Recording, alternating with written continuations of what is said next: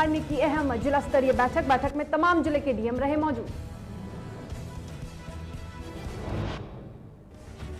पप्पू यादव ने बोला नीतीश सरकार पर हमला, कहा सदन की मर्यादा को सरकार के नेता कर रहे हैं शर्मसार। मिजोरम की घटना का भी किया जिक्र। बेतिया में शराब को लेकर प्रशासन की बड़ी कार्रवाई, जेसीबी द्वारा नष्ट किए गए दर्जनों शराब की भट्टी।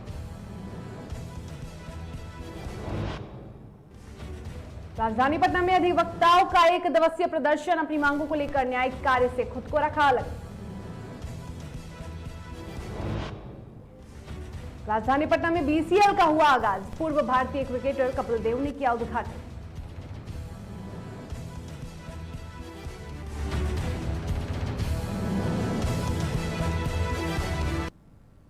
नमस्कार, आप देख रहे हैं डीटीवी भारत और आपके साथ मैं हूं शर्मिला चौहान। बुलेटिन की शुरुआत करेंगे इस वक्त की बड़ी खबर के साथ। बता दें कि कोरोना की स्थिति अब भी बिहार में सामान्य नहीं रही है। कोरोना के बढ़ते आंकड़ों ने सरकार और स्वास्थ्य विभाग की नींद तो उड़ा दी है, लेकिन कोरोना को लेकर अब भी कई तैयारियां की जा रही है। बता दें कि कोरोना को लेकर सूबे के मुखिया नीतीश कुमार ने जिला स्तरीय बैठक की, जहां तमाम जिलों के डीएम से कोरोना पर चर्चा की। बता दें कि कोरोना की स्थिति पर जानकारी ली और इसके साथ ही बिहार में बता दें आपको कि 24 घंटे के अंदर 90 नए मरीजों की पुष्टि हुई है। वहीं सूबे में कोरोना से मौत की संख्या 1555 हो चुकी है।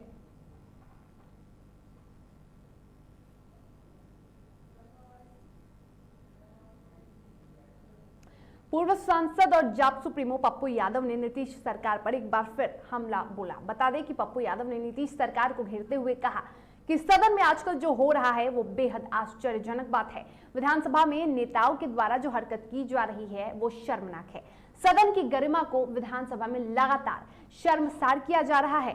तो वहीं मिजोरम में कार्यरत 1.5 दर्जन बिहारियों का जिक्र करते हुए जाप सुप्रीमो ने कहा कि वहां 1.5 दर्जन बिहारियों की जान संकट में है। लगातार मुख्यमंत्री नीतीश कुमार से सभी सुरक्षा की गुहार लगा रहे हैं, लेकिन सरकार कुछ सुन नहीं रही है। कुमार जी पर भी केस लगाए गए, चाहे वो आरोप लगाया गया हो, चाहे जिस भी तरीके की चीजें हो, जांच का विषय है।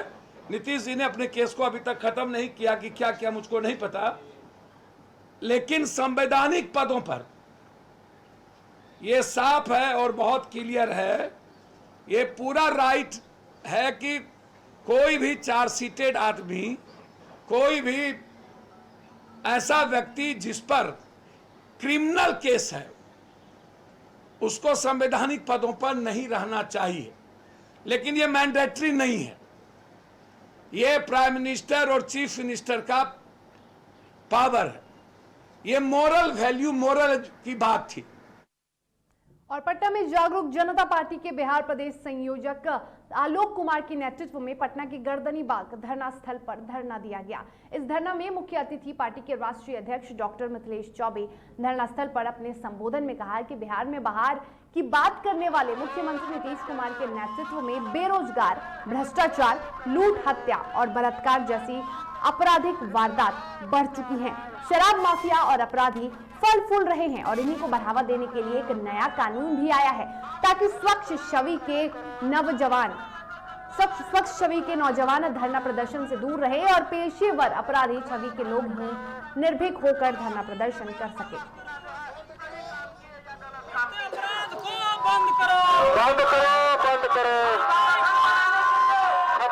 हम लोग आज बढ़ते हुए तीव्र गति से बढ़ती हुई महंगाई और तीव्र गति से बढ़ते हुए अपराध को लेकर के जागरूक जनता पार्टी सरकार के खिलाफ में धरना प्रदर्शन कर रही है।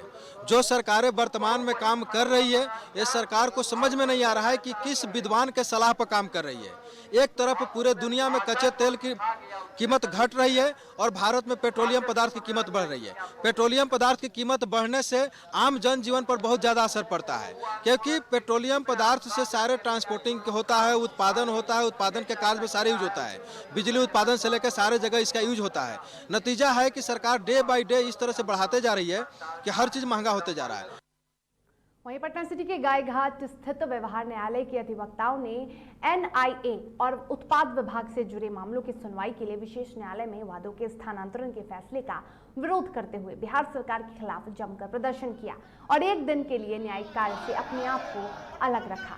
वहीं पटना सिटी बार एसोसिएशन के अध्यक्ष नंदन कुमार सिन्हा ने बताया कि अपनी मांगों को लेकर बिहार सरकार और माननीय उच्च न्यायालय को अवगत कराया है, जहां उनका कहना था कि आज अपनी मांगों के समर्थन में पूरे पटना जिला और अनुमंडल के अधिवक्ताओं ने अपना समर्थन देते हुए एक दिन के लिए न्यायिक कार्य से खुद को अलग रखा।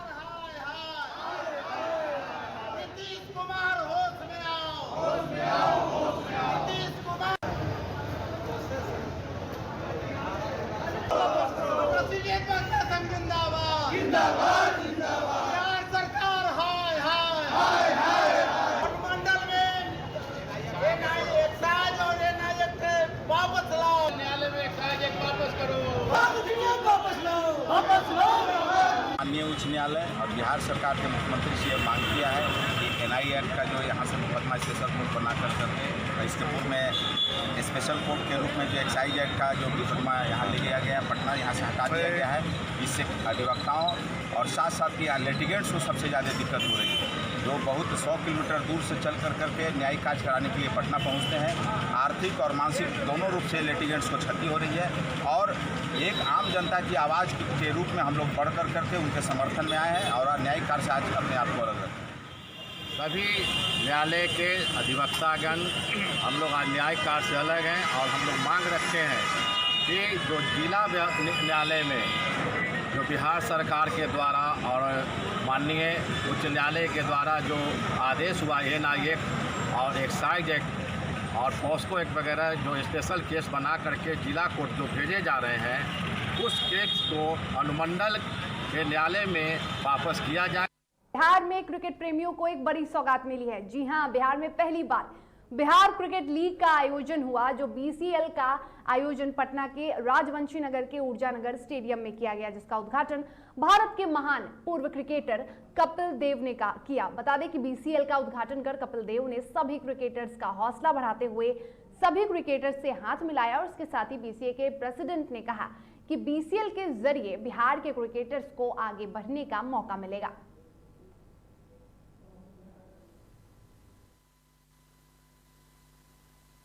खिलाड़ी है, नौजवान खिलाड़ियों के लिए तो अमृत है ये कपिल देव का आना इस धरती पर। हम लोग खुद भी पहले टीवी पर देखा करते थे और आज सामने देख करके अच्छा लग रहा है। क्या शुभकामनाएं देंगे खिलाड़ियों को? शुभकामना हमारा कि ये तरक्की करें, देश दुनिया में नाम रोशन करें, उसमें उनका भी नाम होगा और हम लोगों का भी जो है युवाओं के लिए मैसेज, बिहार के युवाओं के लिए। हाँ, बिहार के युवाओं के लिए यही तो जो कह रहा हूँ वही बात है। बिहार के युवाओं के लिए उनके शुभकामना है कि वो तरक्की करें, अंतर्राष्ट्रीय स्तर पर दुनिया के अंदर नाम कमाएं और उसमें हमारा भी नाम हो। भी मेरे साथ BCA के प्रेसिडेंट हैं, हम इनसे बात करते हैं। सर, सबसे पहला मेरा सवाल है कि BCL को इतने बड़े पैमाने पर आयोजित किया गया है, क्या कहेंगे? देखिए, हम लोगों ने अपने तरफ से कोशिश किया है कि कोरोना के गाइडलाइंस के पालन करते हुए भी अच्छा से अच्छा कैसे आयोजन कर सकें, और इसके लिए हम लोगों ने अपने तरफ से पूरी व्यवस्था की है। हमारे खिलाड़ियों में उत्साह आप देख रही हैं, सारे लोग उत्साह के साथ खिलाड़ी और खेल प्रेमी लगे हुए हैं। अच्छा, यहाँ के जो प्लेयर हैं उनको आगे बढ़ने का मौका मिलने वाला या मिलेगा इसके जरिए? वो तो जब प्रतिभा निखरती है और प्रतिभा दुनिया देखती है तो अनेक प्लेटफॉर्म पे खिलाड़ियों को मौका मिलेगा। जो IPL के भी अलग अलग पैमाने हैं, लेकिन जो खिलाड़ी ऐसे ही निखरते हैं उनको भी IPL मौका देती है, और माध्यम है जिनको मौका दिया जाता है, ये भी एक माध्यम बनेगा जिसको मौका मिलेगा। आज पटना के ऊर्जा स्टेडियम में बिहार क्रिकेट लीग का उद्घाटन हुआ, जिसे भारत के महानतम क्रिकेटर कपिल देव किए। जी हाँ, वो यहाँ आए, जो भी यहाँ प्लेयर्स है उनका हौसला बढ़ाया, उनके साथ हाथ मिलाए और फिर बिहार क्रिकेट लीग का उद्घाटन किए। कैमरामैन अनीश के साथ मैं निभा सिंह, DTV भारत। तो बिहार वासियों को, बिहार के क्रिकेट प्रेमियों को एक बड़ी सौगात मिली। अब खबरों में आगे बढ़ेंगे। कटिहार में 21 मार्च को 300 बेड वाले सदर अस्पताल का भवन का शिलान्यास और डिप्टी सीएम और स्वास्थ्य मंत्री इस बेड का कह सकते हैं इस अस्पताल का शिलान्यास और उद्घाटन करने वाले हैं। और इस दौरान एक कार्यक्रम का भी आयोजन अस्पताल परिसर में किया जाएगा, जिसकी तैयारी जोरों शोरों से चल रही है। कार्यक्रम की तैयारियों का जायजा लेने के लिए एसडीओ शंकर शरण ओमी सदर अस्पताल पहुंचे, जहां उनके साथ civil surgeon doctor DN Pandey के अलावा कई और पदाधिकारी मौजूद रहे। देखिए, ऐसा है कि माननीय डिप्टी सीएम और स्वास्थ्य मंत्री का प्रोग्राम होना है, ठीक है। उसी के आलोक में हम लोग जो है स्थल निरीक्षण करके कैसे प्रोग्राम होगा उसी का हम लोग अभी मुआयना कर रहे हैं। सर, इस कार्यक्रम के द्वारा क्या अस्पताल का हाँ, अस्पताल का उद्घाटन होना है 100 बेडों का, और जो नर्सिंग ट्रेनिंग स्कूल है उसका भी उद्घाटन होगा।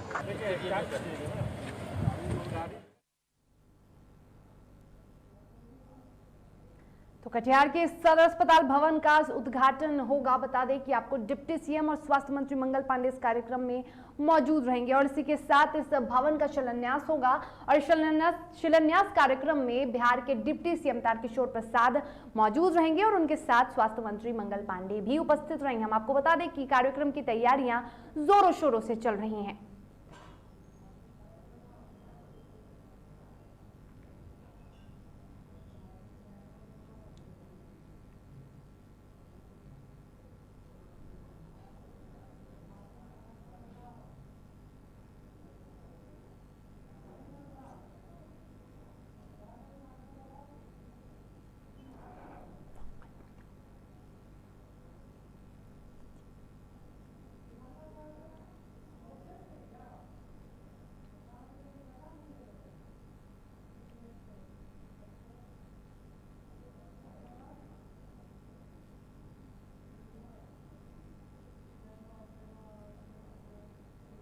और जहानाबाद जिला के प्रशासन द्वारा समाहरणालय के ग्रामप्लेक्स भवन में मुशायरा और सेमिनार का आयोजन किया गया, जिसका शुभारंभ जिलाधिकारी नवीन कुमार द्वारा दीप जलाकर किया गया। तो जहानाबाद में मुशायरे और सेमिनार का आयोजन हुआ। जिलाधिकारी ने जहानाबाद के डीएम द्वारा इस कार्यक्रम का उद्घाटन किया गया।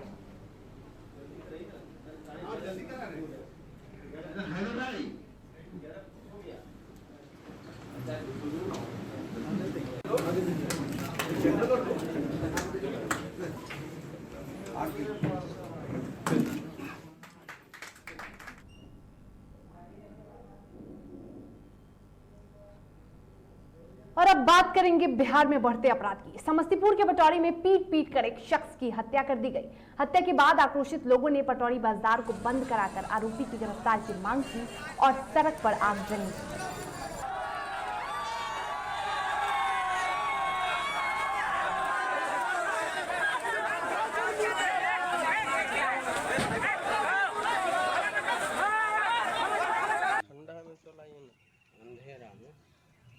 ऊपर चल रहा था, भाई साहब किए हुए थे। तो उसी दरमियान कल जाके सब ऊपर चढ़ के 12 बजे रात में हमला किया 8-10 लड़का से और अपने परिवार के साथ। और जब आवाज़ मैं सुना तो उसके बाद बचाने के लिए गया, उस दरमियान मुझको भी मारना शुरू कर दिया। आ रहे हैं पटौड़ी थाना से फ़ोन गया हमारे पास 3 बजे के करीब में से थाना पर आ जाओ। थाना पर जब गए हैं 4 बजे के करीब में हॉस्पिटल बुलाए और बोले कि इसे पोस्टमार्टम में चल जाए। कटिहार के मनिहारी मुख्य मार्ग पर एक बार फिर से रफ्तार का कहर देखने को मिला है। रफ्तार के कहर ने एक महिला की जान ले ली। कटिहार से मनिहारी आ रहे कोयला लदे ट्रक ने राघोपुर के पास पीछे से एक हीरो ग्लैमर बाइक को टक्कर मार दी और करीब 50 मीटर तक घसीटते हुए ले गई। बता दें कि घटना में बाइक चालक सफदर अली बुरी तरह से घायल हो गया, वहीं उसकी मां की मौके पर ही मौत हो गई। बता दें कि घायल पुत्र का इलाज कटिहार सदर अस्पताल में जारी है।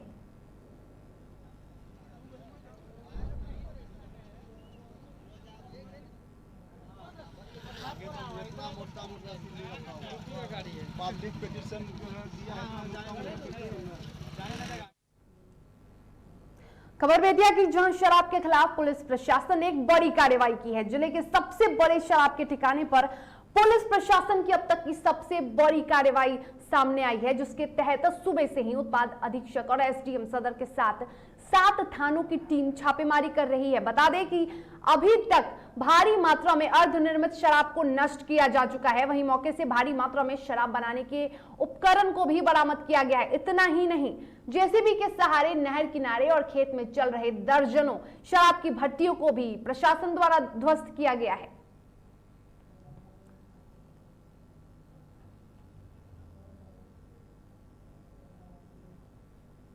और अब खबरें झारखंड की। जमशेदपुर के पोटका में अब पंचायत स्तर पर कोविड वैक्सीनेशन शुरू हो चुका है। बता दें कि आज से ये वैक्सीनेशन कार्यक्रम शुरू किया गया है। वहीं पोटका के 5 पंचायतों में इसकी शुरुआत की गई है। पंचायतों में 45 वर्ष से 59 वर्ष तक के विभिन्न बीमारियों से ग्रसित जैसे ब्लड प्रेशर, शुगर, कैंसर आदि से ग्रसित लोगों का वैक्सीनेशन किया गया।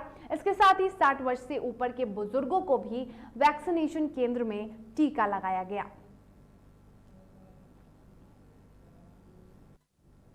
खबरों में आगे बढ़ेंगे और बात करेंगे किन्नरों की। एक जमीन एक समाज में होने के बावजूद किन्नरों को यानी ट्रांसजेंडर समाज के लोगों को कई सारे अधिकार नहीं दिए गए हैं, जिसमें एक है ब्लड डोनेट करने का अधिकार, जिसको लेकर किन्नर समुदाय के लोगों ने इसके खिलाफ सुप्रीम कोर्ट में आवेदन तो दिया है, लेकिन अब तक उन्हें उनका अधिकार नहीं मिला है। ये रिपोर्ट देखिए।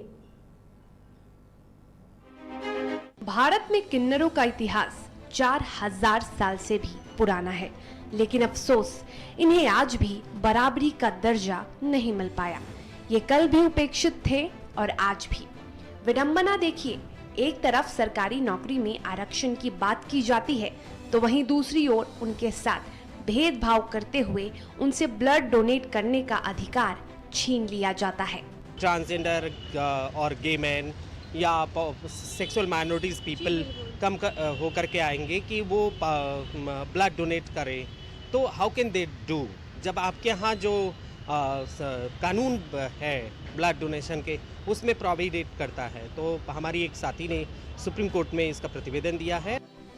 रक्त का रंग आपका भी लाल है और हमारा भी, लेकिन संवेदनहीन समाज और सिस्टम ये मानने को तैयार नहीं।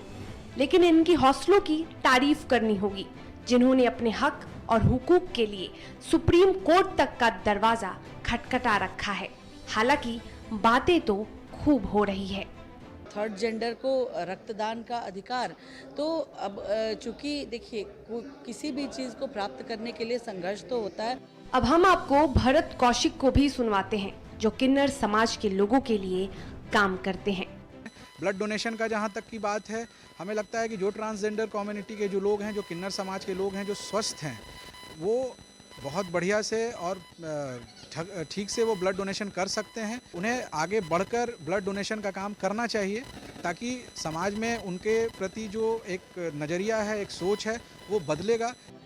सवाल अब भी अगर जिंदा है तो जवाब आना चाहिए, लेकिन सड़ी हुई सिस्टम में फिलहाल जवाब की गुंजाइश नजर नहीं आ रही। ऐसे में अब सबकी निगाहें देश की सबसे बड़ी अदालत पर आकर टिक गई है। अब देखना है कि सुप्रीम कोर्ट की सुप्रीम सवाल का कब जवाब देती है सरकार। DTV के लिए पटना से कैमरामैन राजेश के साथ निभा सिंह की रिपोर्ट। और इसी के साथ खबरों में फिलहाल इतना ही। तब तक के लिए मुझे दीजिए इजाजत और आप देखते रहिए DTV भारत। नमस्कार।